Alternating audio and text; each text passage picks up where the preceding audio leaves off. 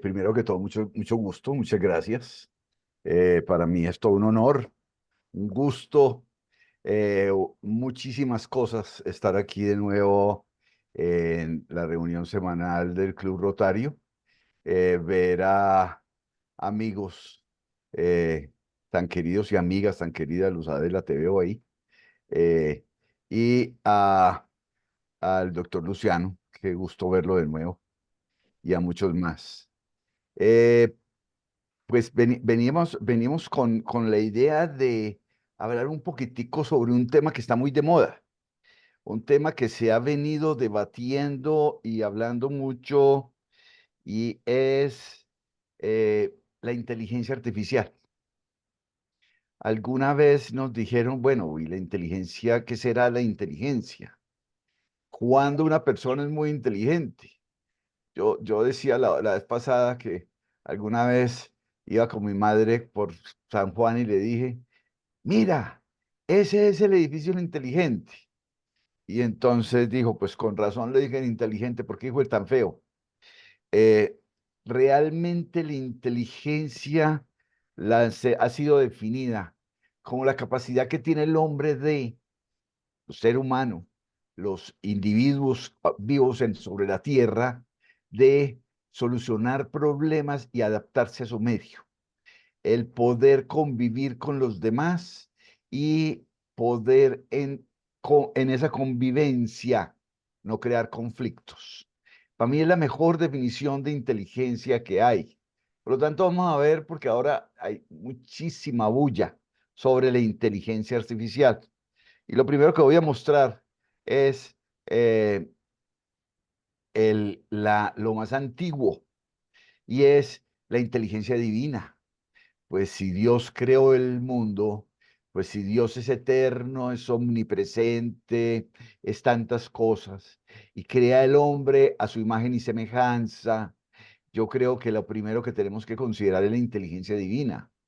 La inteligencia divina ha preservado todo este mundo alrededor de los últimos 13.500 millones de años, si las cuentas no están mal para unos, y o toda una eternidad para otros, si las cuentas tampoco están mal.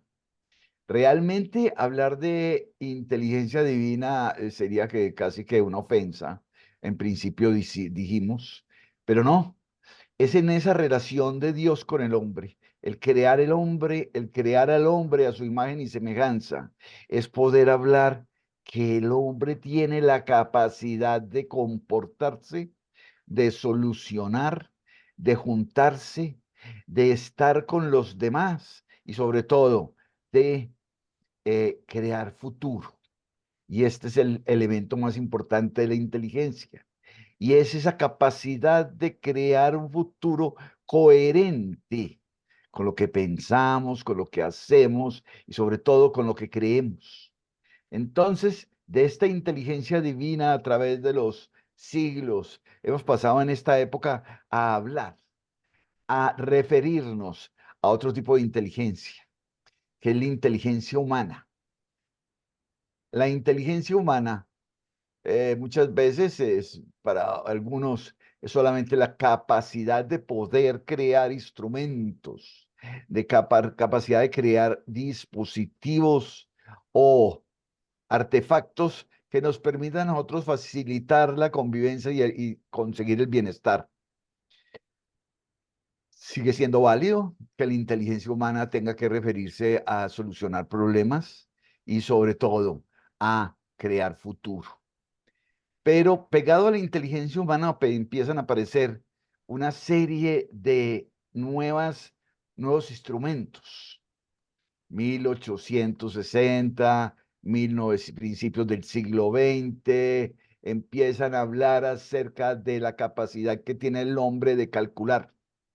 Hay un libro buenísimo de árabe que se llama El hombre que calculaba y habla sobre la capacidad del hombre de hacer cálculos para poder anticiparse y hacer un buen uso acerca de lo que hace en el día a día. Y desde allí empezamos a tratar de generar muchísimos cambios. Ya en el siglo XVI, Leonardo hacía una serie de máquinas y diseños con la capacidad de que el hombre pudiera volar, que el hombre pudiera tener máquinas de guerra, que el hombre pudiera navegar, o que el hombre pudiera ir a muchas partes y hacer muchas cosas a través de instrumentos, equipos, máquinas, dispositivos. En el principio del siglo XX esto empieza a tener una carrera muy grande, pues tenemos el avión, tenemos muchísimas cosas, pero es a partir de mitad del siglo XX cuando en la RAND Corporation y en la Fuerza Aérea de los Estados Unidos crean un simulador de cómo se podría comportar el vuelo de una, de una aeronave. En ese tratar de comportar, ese simular, ese tratar de automatizar una serie de funciones, obviamente en esa época en forma mecánica, entonces empezamos a generar inteligencia humana alrededor de máquinas e instrumentos. Desde ahí ha habido muchas premoniciones. En el siglo, en 1920, hablaban de que con la industria y con las máquinas iban a acabar con el empleo y con la agricultura. Y a finales de la década de los 70, hubo un señor que se llamaba John Naisbitt, que hizo un libro que se llamaba Megatendencias año 2000, o megatendencias o grandes cosas que podrían ocurrir hacia el siglo XXI. Y decía, por ahí en el año 2010, 2020, ya el ser humano no tendrá empleo ni trabajo. Y decía, no es de extrañar que los computadores hayan inspirado miedo y misterio en los trabajadores desde que se descubrieron sus poderes por primera vez. Y entonces el ser humano se mantiene diciendo en el año 2040, entonces no habrá empleo porque la inteligencia artificial hará todo. En el año 2010 no habrá empleo porque los computadores no harán todo. En el año 2015 no habrá periódicos porque todos leeremos el periódico en los equipos, en los computadores, en los celulares. Y el hombre ha sido muy premonitorio, le gusta mucho hacer cábalas y le gusta mucho decir qué puede pasar, pero realmente estas cosas hay que tomarlas con un poquitico más de profundidad, porque siempre han sido instrumentos, siempre han sido adminículos. Me encanta esa palabra que es muy del siglo, de principios del siglo pasado, el adminículo, o sea, un dispositivo que sirve para, que nos ayuda, que nos soporta, que nos permita a nosotros hacer cosas. Con esto, podemos decir que esta es una de las épocas más transformadoras en la historia de la humanidad. El ser humano ha cambiado muchísimo y ahora estamos en la tercera década del siglo XXI. Esta tercera década, 2020, 2030, o 2021, 2030, que estamos ya en el año 2024, tiene unas características muy particulares. Primero que todo, ya vivimos una pandemia. En el siglo pasado vivimos dos guerras. En finales del siglo pasado hubo grandes transformaciones, la caída del muro de Berlín, el gran desarrollo de muchas cosas. Y en esa mirada hacia el 2030, que nos faltan 6 años de esta tercera década, y pensar en otros 20 años más hacia el año 2050, la mitad del siglo XXI, que a muchos de nosotros no nos tocará, o a algunos nos tocará, no se sabe, solamente está en manos de Dios decirnos quién va y quién no va. Hay mucha especulación, pero fuera de la especulación también hay mucha esperanza y muchos razonamientos en el cual el hombre tiene una gran capacidad para estar allí inteligentemente ocupando la tierra. Para eso tenemos una premisa, y es que nosotros somos unos tomadores de decisiones estratégicas permanentemente. Lo estratégico quiere decir que pensamos en lo que nos conviene y en lo que necesitamos y en lo que, en conjunto o en colectivo se requiere. Entonces, es una cosa muy clara que ojalá muchos gobernantes la tuvieran en mente, y es el pensar antes de hacer. y es aprender a mirar para anticipar antes de actuar. Y entonces vamos a hacer eso con respecto a la inteligencia artificial. En el año 2016, un señor que se llama Klaus Schwab, pero lo he pronunciado bien, el presidente de la Fundación del Foro Económico Mundial, que se reúne anualmente en Davos, publica un libro que se llama La Cuarta Revolución Industrial. Y en este momento, más o menos 21 y 22, empiezan a decir que no, ya estamos entrando en la sociedad 5.0. Los nombrecitos y la mnemotécnica no importa tanto, pero sí es decir que estamos en una revolución tecnológica que ha modificado, está modificando y modificará fundamentalmente la forma en que vivimos, en que trabajamos y nos relacionamos. Eso no quiere decir que nos vamos a acabar, eso no quiere decir que vamos a perder muchísimas cosas que nos gustan, va a decir que nos va a transformar fundamentalmente y desde allí nosotros nos adaptaremos o no, nosotros estaremos allí haciendo cosas o no. La historia de la humanidad ha sido maravillosa alrededor de la creación de equipos y dispositivos y máquinas para industrializar, para hacer cosas, para convivir. Y decimos de que en los años de 1780 se empieza a mecanizar el trabajo por medio de la máquina de vapor. Un siglo después, 1870, entra ya la electricidad y empieza a masificarse y descentralizarse la productividad y la producción. Hacia los años 1950, 1940, empiezan a automatizarse los procesos y las cadenas de valor global por la introducción de los computadores. Primero computadores, como les hablaba, muy mecánicos, como los simuladores de vuelo, como la máquina de Turing para simular posibilidades de dónde podría caer una bomba o dónde podría estar el enemigo y en la Segunda Guerra Mundial, pero hasta llegar a el celular que tiene usted en su mano, que hay que decirlo, bueno, a los computadores de los años 60, pero después de los 2000 entramos en la época de Internet.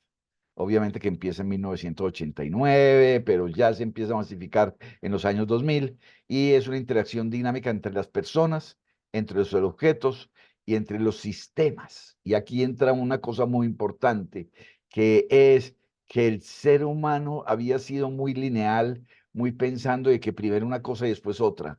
Y empezamos a pensar en sistemas, es decir, cómo realmente se comporta la vida, donde todo se relaciona con todo y nada ni nadie sobra. Es decir, esa es la definición de un sistema. Para lo cual, a partir de allí, entramos en la era de la cuarta revolución industrial, del Internet 4.0 o del 4.0, que es la época del Internet, y época donde básicamente se masifica y mucho más recientemente, a partir del año 10, ya lo que se llaman los teléfonos inteligentes, los dispositivos inteligentes, que está en su mano. Estoy casi seguro que cada uno tendrá en su mano, en su bolsillo, al lado, este adminículo tan importante que se llama hoy teléfono, que a veces lo que menos nos interesa es que sirva para llamar, para comunicarnos, y que tiene gran capacidad. Me causó mucha admiración que la misión Apolo 13 tenía un sistema computacional 1000 veces menor y con menos capacidad que el computador y la capacidad de procesamiento que tiene su teléfono en este momento, independiente que sea un iPhone 15, de que sea un Xiaomi o que sea un Nokia, eh, o que sea cualquier otro teléfonos que llamamos inteligentes. Y lo llamamos inteligentes porque tiene una capacidad de interacción dinámica. Y ahí abordamos entonces un primer concepto. La inteligencia en las máquinas las estamos considerando cuando estas máquinas, estos equipos, estos dispositivos, estos adminículos, nosotros podemos interactuar con ellos. Eso en sistema lo llaman interfase, el interface, que nos permite a nosotros comunicarnos sin tener lenguaje de máquinas. 1978 entré yo a ENCA de Colombia y me dijeron que tenía que hacer un curso de computadores para poder sentarme en una terminal bruta y empezar a escribir en lenguaje máquina. Y esto era complicadísimo, ¿no? Ahora un botón, toco la pantalla y ya está el lenguaje máquina, ya estamos interactuando y muy en forma dinámica. Entonces, cuando empezamos a tener esto empieza un desarrollo en forma exponencial. Y llegamos a los años 2020, 2023, 2022, donde se puede decir que hay la sociedad número 5.0, que es la revolución cognitiva, y es la revolución alrededor de lo que llamamos los grandes lenguajes y las grandes capacidades para comunicarnos con los miles y miles de millones o los millones de datos que nosotros generamos y de información que nosotros tenemos. Hay un dato que me causó mucha impresión a mí y es que nosotros generamos cada año el volumen de la información que pudimos haber generado, y cuando decimos generados, que hubiéramos sido capaces de escribirla o dejarla en alguna forma en que se recordara. Así como se deja, pues esto, generamos datos más o menos como los que produjimos los últimos 5.000 años. Es decir, nosotros cada día estamos generando una cantidad de información gigante. ¿Para qué esta información? Y ahí es donde viene la gran revolución 5.0 de esta tercera década, y es utilizar esa gran cantidad de datos. Y la gente se muere de susto, dice que no, qué susto, esto va a ser lo más horrible, ¿no? Es algo maravilloso, son herramientas sumamente prácticas, son aplicaciones que están en su celular, que la puedes descargar en forma gratuita cuando lo quiera con mayor profundidad, cualquiera de estas aplicaciones podrá hacerlo en forma de pagos muy pequeños, tener uno a la disposición de uno toda la música del mundo, si quiere, con una publicidad cada 8 o 10 minutos, o sin publicidad por menos de $3, $4, etcétera, así como películas y demás. Es un cambio gigante y es el aprovechar la información global. Y ese es el segundo concepto. Además de una interacción dinámica entre personas, objetos y sistemas informáticos, esta interacción se hace en forma global. En el 1899, la China puso en su constitución que siempre estaría observando y vigilando los mayores desarrollos o los mejores comportamientos alrededor del mundo.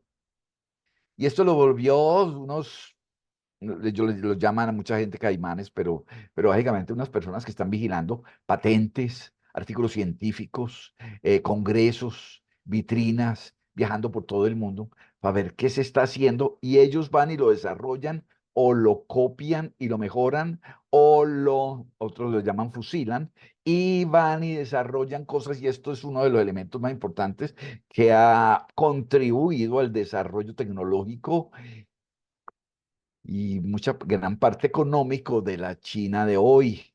Y esto implica que tiene un elemento clave, que es el tener el conocimiento, tener los datos. Entonces usted puede tener en este momento la patente que acaba de colocar Samsung en Corea del Sur, Huawei o Xiaomi o otros en la China, o iPhone o Mac en Estados Unidos, para los celulares, cosas que se verán en 4 o 5 años, pero que en este momento usted lo puede leer. Entonces, ese es el tercer elemento que traemos acerca de la inteligencia nueva.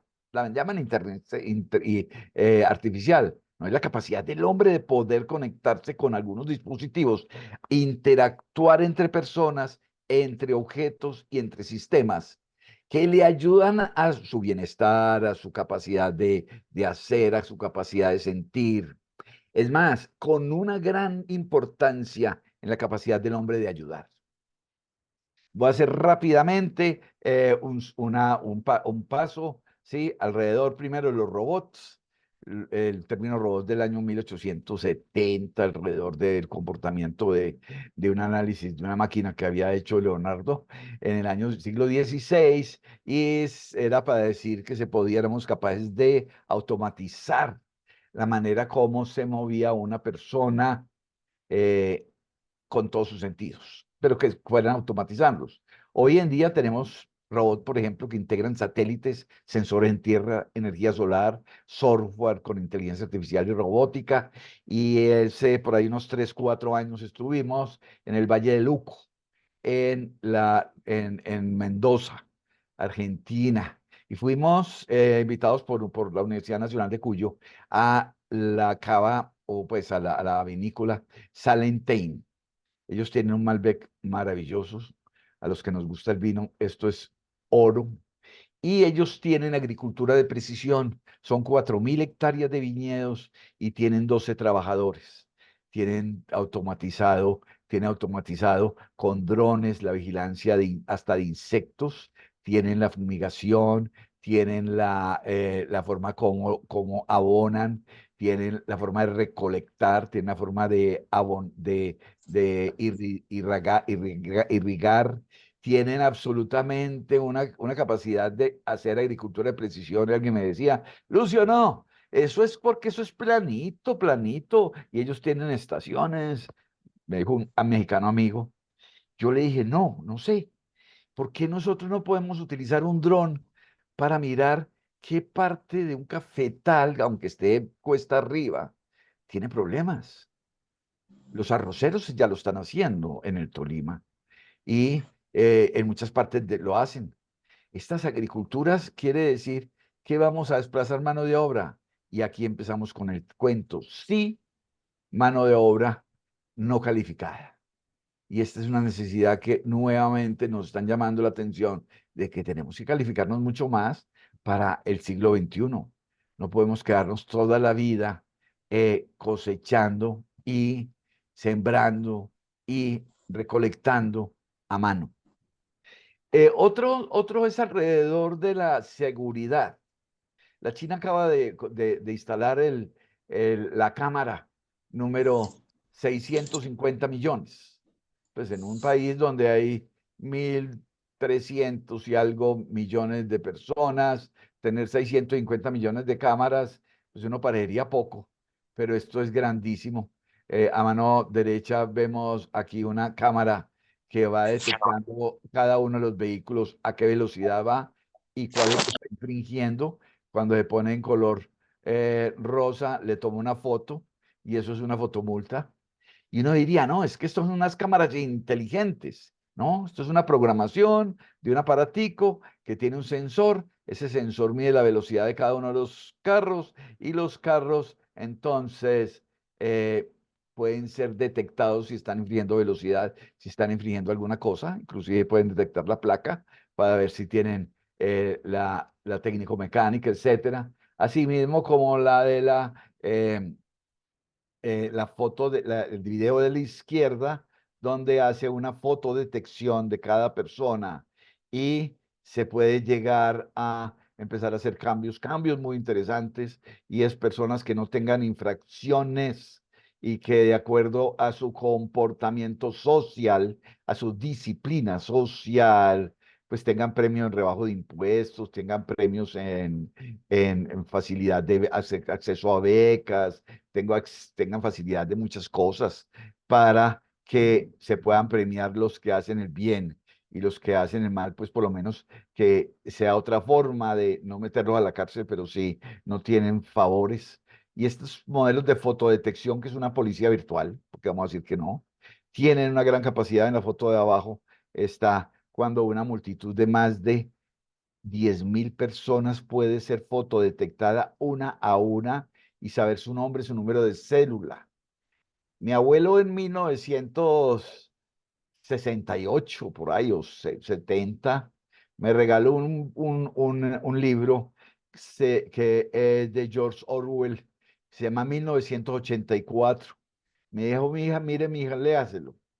Eso del gran hermano, yo no creo pues que alguien pueda estar a uno vigilándolo a toda hora hasta cuando va al baño. y que sepa que uno está en el baño y todo, no, eso es imposible. Y ahí hay otra cosa también imposible, dice que el agua la van a vender, la van a empacar y la van a vender. Pues estas cosas que muchas veces se escriben y que lo vemos como ciencia ficción, después son verdad. El cómo nos adaptamos, y sobre todo estas son cosas nuestras, esto no son cosas de extraterrestres ni de nadie más, son desarrollos tecnológicos para facilitarnos la vida. Imagínense la vida en un país de 1.300 millones sin que haya tanta automatización y tanta control. Debe ser una locura, etcétera. Otro tema es la cadena la cadena de bloques. La cadena de bloques tiene una cosa que es muy famosa, que es el Bitcoin, que es una moneda que se crea cada X tiempo mediante una sofisticada cadena de personas que se conectan para crear un Bitcoin o cualquier otro moneda virtual y que tiene la capacidad de estar intervenida y esto es un dinero virtual. Este dinero virtual tiene muchísimo futuro, pero ahora hay grandes contradictores. Pero la cadena de bloques como software, la cadena de bloques como tecnología es lo más maravilloso. Medellín fue nombrado el cuarto centro para la cuarta revolución industrial y un, un buen alcalde anterior desde Ruta N logró de que lo nombraran y que nos permitieran a nosotros, el gobierno nacional invirtió $1 millón, el gobierno, entre el gobierno departamental y municipal invirtieron otro $1 millón y la, em, y la asociación de DAO, de la Cuarta Revolución Industrial, el Foro Económico Mundial, invirtió otro $1 millón para desarrollar una cosa buenísima, y es cadena de bloques en contratos inteligentes. El día en que Colombia, en el mundo, todo se haga por contrato inteligente va a ser interesantísimo, porque un contrato inteligente es que el proveedor de mi proveedor tiene toda su información y todo su control y todo su proceso en un bloquecito. Y el único que lo maneja es él. Después, ese proveedor que me provee a mí, yo con esa información creo otro bloque y ese bloque allí hago mi producto, el cual ofrezco a mi cliente que tiene otro bloque y le hace seguimiento a su producto para crear su producto y vendérselo al consumidor final, el cual también puede tener un bloque. Y en ese proceso de cadena de bloques hay tres condiciones. Primero, no se puede corromper porque cada uno es responsable de lo propio. Y eso sí sabemos, de que nadie se corrompe a sí mismo, en principio. Segundo, no puede haber influencias sobre un proceso porque los bloques son totalmente independientes. Y tercero, la gobernanza de esto es totalmente transparente. Las cosas se ven claramente. Alguien se atrevió a decir, el día en que hagamos todos los contratos oficiales y públicos con cadena de bloques, blockchain, pues básicamente no habrá corrupción. La otra de las tecnologías es el Internet de las cosas. Pues empezó con un celular, empezó con algunas máquinas, empezó con algunas cosas como el que pisaba uno un tapete y se abría la puerta del hotel, etcétera, y muchas cosas como los ascensores que empiezan a ser más inteligentes, empiezan a medir la capacidad de las personas que hay y empiezan a repartir los diferentes ascensores dependiendo de los pisos a los cuales vayan, etcétera. Pero hoy en día llegamos a neveras, eh, equipos de sonido, se manejan con la voz. Básicamente pueden tener una capacidad de una nevera, de decir, usted tiene comida para 8 días, en 4 días le voy a avisar que debe ir a mercar. Usted tiene 600 calorías diarias de exceso en esta nevera. Usted que está tan gordo, pues no sé por qué me dicen a mí eso. Por favor, debe reducir la cantidad de arequipe. la cantidad de crema de leche, etcétera, y empiezan a haber interacción con las cosas. Michel Foucault escribe un libro hermosísimo que se llama Las palabras y las cosas a finales de los años 80. Y este concepto del ser humano interactuando con las cosas es clave en una época en que hemos olvidado interactuar con otra parte de la vida en nuestro planeta, que es la naturaleza. Tenemos otra que es la computación en la nube, y este sí es muy clave porque eh, la información se puede perder, la información se puede extraviar y sobre todo la información se la pueden robar. La nube es básicamente una centralización de datos en alguna parte y lo llaman así nube porque básicamente desde cualquier punto de el planeta uno puede acceder a su información y podrá trabajar allí haciendo cosas tan interesantes como que ya uno no necesita comprar software, no necesita uno comprar muchas cosas, ya solamente con el celular llega y se conecta a la nube, descarga una aplicación, una hoja electrónica o alguna cosa y con ella trabaja tranquilamente. El otro es una cosa que se ha puesto muy de moda, que es el metaverso. Y el metaverso es algo en lo cual nosotros hemos entrado desde hace muchísimo tiempo. El ser humano ha sido siempre un imaginador eterno. De hecho, la palabra ficción quiere decir el poner en alguna parte, o sea, sobre un papel, sobre un discurso, sobre algo, lo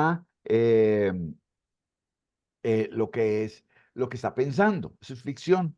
Y ciencia ficción es llevarlo mucho más allá, mucho más, y es la creación de mundos muy imaginarios. Eh, Julio Verne nos llevó a muchas partes con el metaverso. No se llamaba así cuando eso, pero era el metaverso. Imaginándolo. Y tiene una gran utilidad, que es la simulación y la modelación de una gran pregunta que se ha hecho el ser humano durante toda la humanidad para manejar su incertidumbre, que es el miedo al futuro, que ese es el miedo a lo desconocido, y esa incertidumbre la ha manejado el ser humano alrededor de simular y modelar. ¿Qué pasa si sigue lloviendo hasta junio del año entrante? ¿Qué pasa si no vuelve a llover hasta junio del año entrante? ¿Qué pasa si nosotros tenemos un presidente? No, no voy a hablar de presidentes. Si nosotros tenemos un gobernante de una u otra forma y toma algunas medidas, y esas medidas se pueden simular, se pueden hacer modelos. Hace poco estuve en la Facultad de Medicina de la Universidad Pontificia Bolivariana y veía que estaban estudiando un sistema urinario, el riñón, la próstata, bueno, el riñón, la vejiga y todas las vías urinarias, con unas gafas de Amazon, ¿sí? Y simulaban y podías ampliar tejidos, configuraciones de la vena, configuraciones de la glándula, composiciones químicas, eh, puedes inclusive llegar hasta parte de cromosomas, parte celular. Impresionante cómo se puede estudiar hoy. Obviamente a muchos no les tocó, ni en su profesión, en la mía tampoco, que es poder simular el que pasaría en diferentes circunstancias. Antes teorizábamos, si hay crisis, pues las crisis se manejan así, de acuerdo a la historia, pero nunca teníamos nuevas informaciones. Y esa es la gracia de hoy en día, que tenemos nuevas informaciones. O sea, cómo se comporta un riñón o cómo se comporta una sociedad en las condiciones actuales, o en las condiciones actuales inclusive deterioradas o mejoradas en alguna circunstancia que nos permita a nosotros modelar y simular todo, como decíamos al principio, para la toma de decisiones. La impresión es un tema maravilloso, tal vez es uno de los grandes inventos de la humanidad. El día que nosotros fuimos capaces de escribir, eh, ya el mundo cambió, pero cambió aún mucho más el mundo que pudimos imprimir y poder dejar historia y que ya lo que podíamos escribir no se podía tener solamente mediante el esfuerzo individual, sino que se podía hacer para el disfrute de muchos. Hoy en día tenemos algo que llama la impresión 4D. Empieza con una impresión, básicamente mecánica, como una impresora que conocemos nosotros de punto, que básicamente va agregando capas y a medida que va agregando capas va formando las letras o va formando los números y asimismo entonces hacemos una impresión aditiva. Vamos agregando capas y vamos agregando capas y vamos haciendo un un muñequito. Me regalan unos amigos se lo voy a mostrar aquí en la cámara. Este es un Einstein impreso con 3D en unos 12 minutos, este Einstein. Entonces uno entra a una resina y empieza capa por capa a imprimir hasta que está completo. La impresión, es la impresión 3D, la 4D es maravillosa, porque la 4D es que se imprime algún artefacto, algún objeto, y de acuerdo al comportamiento en diferentes entornos, contextos o situaciones físico-químicas, esa impresión tomará una u otra forma. Se cae un avión a principios del siglo XXI sobre el Pacífico y dicen la falla que fue es que el inyector los inyectores de las turbinas se congelaron. Y dijeron, pero es que no tenía por qué congelarse porque el combustible tenía glicol o yo no sé, anticongelante, etcétera, etcétera, etcétera. Y dijo, no, hubo un problema porque se contrajo y se quebró. Y en ese momento lo que debió haber hecho la pieza era expandirse y le hacen con impresión 4D una pieza que se la pone a una turbina Rolls Royce llena de electricidad, esta, perdón, que vemos aquí, llena de eléctrica, y se la ponen y a partir de los 20 o 20 mil, pico mil pies empieza a expandirse. Entonces no tiene ese problema. Y entonces para solucionar problemas, tecnologías, esto no es para otra cosa más que solucionar problemas, sino poder continuando tener viajes intercontinentales. Ese viaje era París-Río de Janeiro. El otro es la realidad aumentada y cómo podemos tener telepresencia. La telepresencia ha sido maravillosa. En el año 2002, cuando hacíamos un ejercicio de prospectiva para el sector eléctrico, dijimos la telepresencia para interconexión eléctrica es importantísima porque no se podía hacer vigilancia, control y presencia en muchas zonas del país por guerrilla, por violencia, por muchas otras cosas. Entonces, mediante drones, mediante cámaras, mediante muchas cosas, se vigilaba y se veía qué situación estaba la red. Y todo esto, volvemos a lo mismo, simular o poder controlar de largo plazo. Hoy en día puede que algunas partes ya no tengamos tanta violencia, nosotros todavía continuamos teniendo mucha violencia. La telepresencia es clave.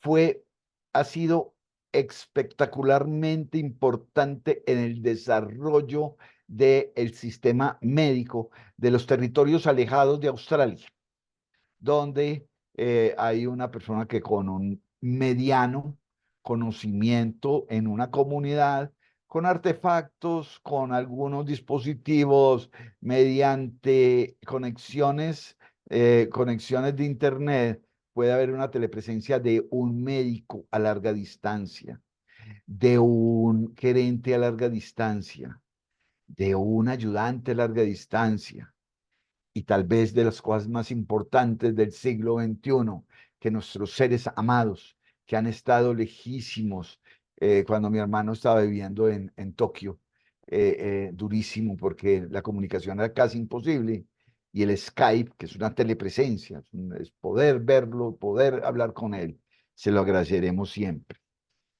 Pero me voy a tener un poquitico en esta última, y es el manejo de grandes datos y poner a que las máquinas aprendan.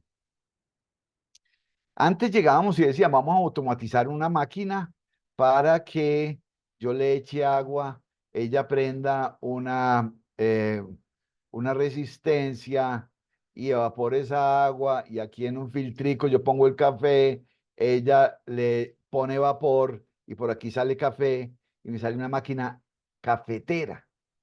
Máquinas arroceras, máquinas de muchas cosas hemos tenido los seres humanos. Poco a poco hemos ido avanzando y avanzando. Y estas eran máquinas que se programaban, se sistematizaban, automatizaban para que hiciera algo. Pero en algún momento llegaron y dijeron, bueno, pero cada vez que yo prendo esta máquina, en el caso de la industria textil, y llega a un nudo como este, se para la máquina y se pierde la producción. Hombre, y no se podrá hacer un programa de computador o un algoritmo, y ahí introduzco un término, algoritmo, una pequeña instrucción de que cuando encuentre un nudo, lo corta y siga común y corriente y no le pare bolas. Ah, vas a poner a aprender a la máquina, que la máquina aprenda cuando hay un nudo. Sí se puede, sí se puede. Y empezamos a tratar de programar a las máquinas, a los dispositivos y a las cosas para que se adapten a la, a la realidad.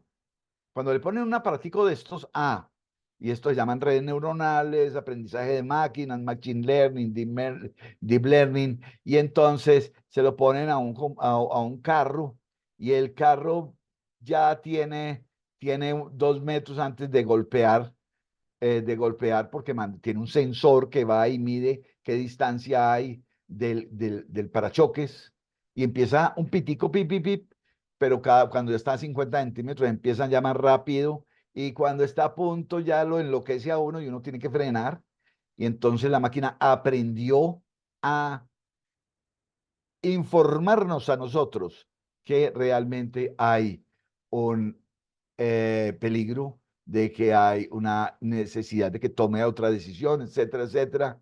Y entonces empezamos a trabajar, a automatizar y a cada vez a que las máquinas aprendan más, los dispositivos aprendan más. Sí, es curioso como ya uno empieza uno a escribir, y el mismo WhatsApp, el mismo Google, muchos nos corrigen. Antes había que decirle que me corrigiera la ortografía, ya me la corrige automáticamente. En estos días estaba diciendo yo que tenía muy buena ortografía y no era tal. Y entonces empezamos a trabajar algo que es un gran salto en la tecnología, y son los modelos de los grandes lenguajes. Nosotros a finales del siglo XX aprendimos unas letricas que se llamaba HTML. Y esto es el hipertexto de una etiqueta, de un modelo de una etiqueta de un hipertexto, que es llanamente un enlace, un link. Lo llaman los españoles un hilo para seguir esa cosita en azul, esa cosita subrayada, esa cosita donde se vuelve el cursor una manito, o ese icono que nosotros tocamos. Eso es un hipertexto. Y esa es una gran revolución de los años 90. Pero la gran revolución de ahora son el LLM. El LLM, no, perdón, no dije el LLM, por medio de los modelos de grandes lenguajes, que nosotros podemos manejar miles de millones de datos. Y esto sí es maravilloso. Y aquí sí entramos a un campo grandísimo, y es lo que hoy en día llaman inteligencia artificial, que vuelvo enseguida sobre ella, para terminar esta parte de las grandes tecnologías que tenemos hoy, y decir que nada de esto suelto, puesto en línea, un montón de máquinas, un montón de computadores, un montón de celulares, o muchísimos satélites, radares, cámaras de vigilancia, etcétera, solas no sirven para nada. Y se necesita el hombre. He ahí. Necesita la sinergia entre el hombre y la tecnología. Necesita esa interfase. Pero necesita una cosa muy importante, que es el manejo, el management. la gerencia integral de todas estas tecnologías para generar estándar, para que la organización funcione, para que haya planeación, para que haya ventas, producción, para que haya ciclos de vida de productos, para que podamos manejar nosotros los servicios, inclusive para poder servir mejor. De aquí entonces entramos al tema ya al final, pues no, no al final, todavía falta un ratico, eh, que es la inteligencia artificial y son tres formas. Una inteligencia artificial estrecha, que es todo esto que yo he venido hablando, optimizar, poder automatizar, poder simular, poder modelar, poder hacer muchas cosas. El tema de que uno dice, yo quiero un café, una vez en Bariloche yo quiero un café, y me dijeron, el café, tómelo, y me dieron un pod de Nestlé que me valió $8. Yo dije, $8, 32.000 pesos de hoy. Híjole, tan caro. ¿Y qué hago? No meta la maquinita y el de al tinto. Y este es un tinto con café vietnamita, pero carísimo. Y esta parte de simulación, automatización y todo es muy, muy común, muy común. Ya en nuestra vida inclusive, muchas veces no nos damos hasta cuenta de que estamos llenos de cosas automatizadas, de cosas que están en simulación o cosas que están allí. En esto entran otro que enseguida hablaremos, que son, por ejemplo, el Google, las búsquedas, la Alexa, el Siri, Mónica, muchas otras cosas que nos van a permitir hacer otras cosas, pero esto es una inteligencia artificial estrecha. Y es que programamos máquinas para que hagan cosas. En ningún momento las máquinas están programando ellas para hacer otras cosas. No hemos llegado ahí. Y es el temor que se tiene y a lo cual habrá que ponerle ética y habrá que ponerle cosas, y ya las Naciones Unidas están ocupando ese tema, y para que esa parte que llegue sea buena, porque la tercera fase de la inteligencia artificial sí es cuando la inteligencia artificial supera nuestra inteligencia y supera nuestra vida. Y esa es la que no queremos que pase. Y cuando se decía que una de las leyes que había en alrededor de los robots era que un robot jamás fuera en contra de sus creadores humanos. Habrá muchas cosas alrededor de esto. Muchas veces uno podría hacer casi un show con esto y hablar que hay carne sin animales, simplemente haciendo desde genética y desde células desarrollando carne, agricultura con agua del mar, impresión 4D, biología sintética, y la famoso cuento de que contaba un amigo de que el nieto del nieto que él tiene en este momento le preguntará a su abuelo, abuelo, ¿es verdad que cuando ustedes, en la época de ustedes, hacían esa cosa tan cochina de transferirse sangre entre los unos y los otros? Porque la biología sintética ya tiene un desarrollo bastante grande alrededor de la sangre sintética. La ciencia computacional, las teletecnologías para todos, el Internet de todo, la inteligencia artificial generativa, las nanotecnologías, que este es impresionante cómo vuelve el carbón a tener una gran capacidad, porque la partícula nano de todo es carbón. Entonces el carbón, ya hay materiales tan importantes como el grafeno, con una durabilidad, con una dureza, perdón, con una durabilidad, con una conectividad y conductividad gigantes que pueden ser desarrollados, biotecnología, conotología y construcción de cosas sostenibles, etcétera. Pero aquí es donde decimos que todas estas cosas son para aprovecharlas.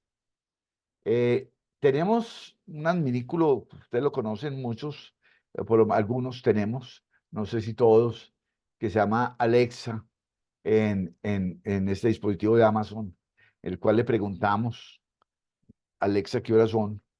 Vamos a ver un pequeño ensayo aquí a ver si Alexa mía está prendida en el celular, y yo le digo a Alexa, le voy a decir, hola Alexa, dime qué horas son,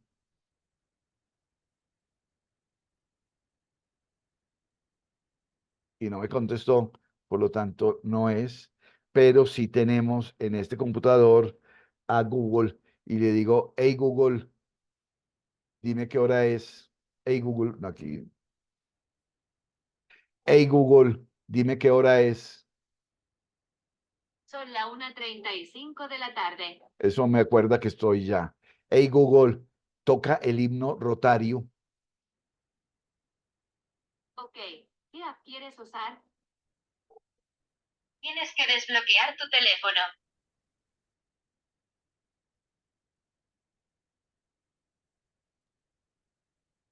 Ah, toca el himno rotario. Perfecto. Abriendo Spotify.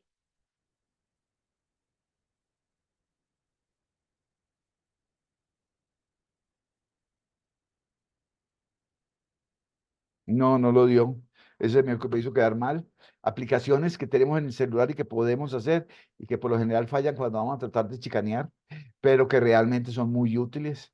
Aplicaciones de ubicarnos. Alguien nos decía, no, pues que nos van a vigilar como en el gran hermano.